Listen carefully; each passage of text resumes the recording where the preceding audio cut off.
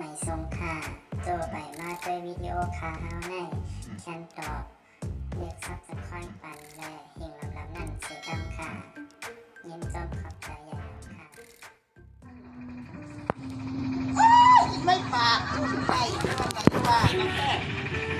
ขี่ในขวดเพื่อนที่ท่านก็มองอยู่เมื่อไกลในน้ำขวดเปียกใส่ขวดไม่ตั้งว่า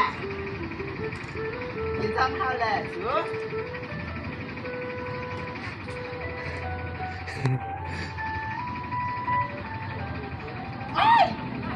เป็นสตองยิ้มขาวที่ในลาหาผู้ปูหาผู้บานาดหาผู้ปูโย่มาหาผู้ปลาซ้อนเปลี่ยนไหนไปมาทิ้งขีในที่มันหาผู้ปูเอ็กตำปูปลาหนานไข่ขวางโย่แล้วก็การช่วงนี่ช่วงกลางหนึ่งเป็นจำกันช้อนพ่อไปมันจำเลยว่ามันหนักได้ไหมมันได้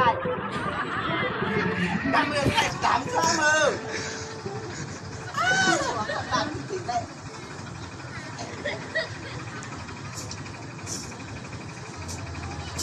ผีไม่ตาย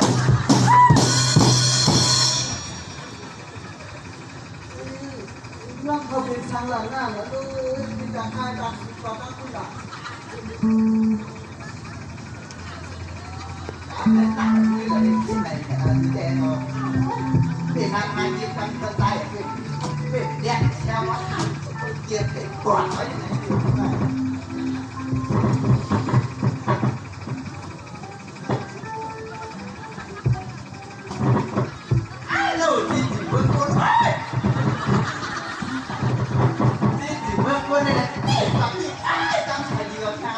ผมว่าหัวใจดูให้ว่าเขาจะทำเพื่อนน้องเยอะสุดยอดเยอะหาดีกินไหลเ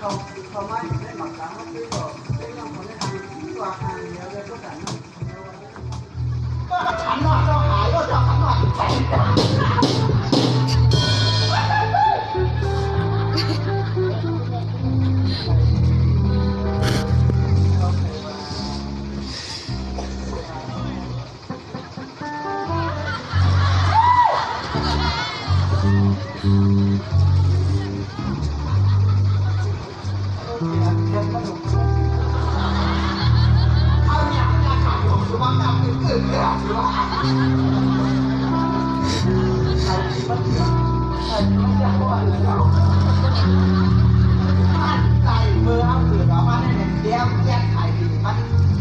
ยันสับที่ผมว่าได้มันยาว